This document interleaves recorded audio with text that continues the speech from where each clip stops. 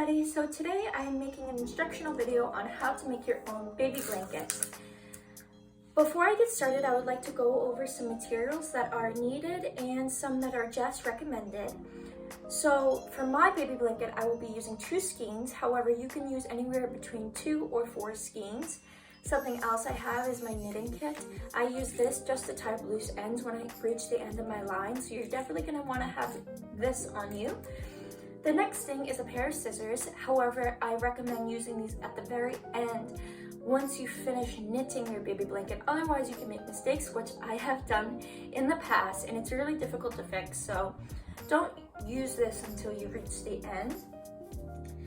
These 2 are just recommendations, but the first one is a measuring tape. If you want to be really specific with the length and width of your blanket, you can use this. Or something that I've done in the past is I use another baby blanket, one of my own, as a reference. I can use it to line up with the width and the length. So that's really helpful. Anything that you personally want to do is completely fine. Continuing on to begin our first step, what we're going to want to do is our slip knot. So this part's really important because it's the beginning of our chain. And following our chain going down this way, this will be our length and it will stay the same. However, you can always add on with your width. So as we begin our slip knot, this part's very important. So we take 2 sides like this and we fold it into what would look like a ribbon. We have a little short tail and our working string.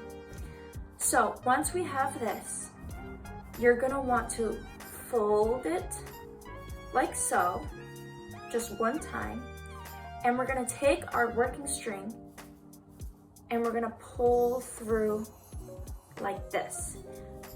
This will be the following chain.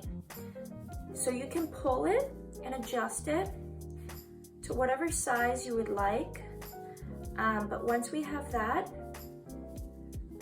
we can continue on with our chain. So what we do is we just put our slip knot on a flat surface, we take our working string and we pull it through like so. You can kind of just pull at it to make sure that it's even with your previous hole. And now we just repeat this step until your desired length. A bit different because we're going to be continuing it downwards to build on the width.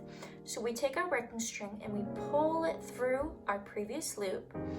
And instead of continuing it sideways, which we have been doing, we're going to pull it down. When we take our string, we want it to be going this way. So we can kind of just pull it over like so. Okay, so we've changed direction, but now we have these little hoops from our previous loops.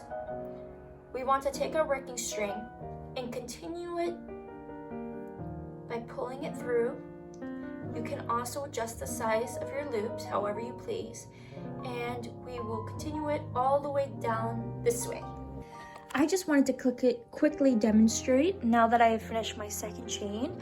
When we bring our loop through like this to continue on to our 3rd row, what we want to make sure to do is that our working string is going on this side.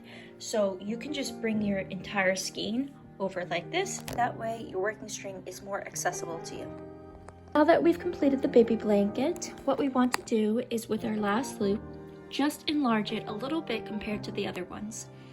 And how we're going to finish off this last row is we're going to take this loop, twist it slightly, and pull through like this into the 2nd loop.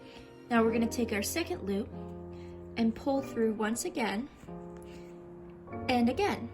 And we're going to continue this pattern all the way down until we have reached the end. The last row has been completed. So to finish off our final touches, what we want to do is take this very last loop, tuck it underneath, and stitch it. It will be repeated in this corner. You can cut off the excess, tuck what you like underneath, and complete it with stitching. Please repeat on this side, and this one is already naturally finished. Once the stitching is complete and all excess yarn is cut off, this is what our finished product should look like. As you can see in my corners, you can't actually see the stitching, which is what we should strive for. My recommendation to obtain this is to simply pick a stitch color that closely matches your yarn color. That way it blends in more seamlessly. My other recommendation for a product like this is to set your washing machine on mode delicate. Because it is hand knitted and hand stitched, it's not as sturdy as some other store-bought blankets. So that is a very strong recommendation I have.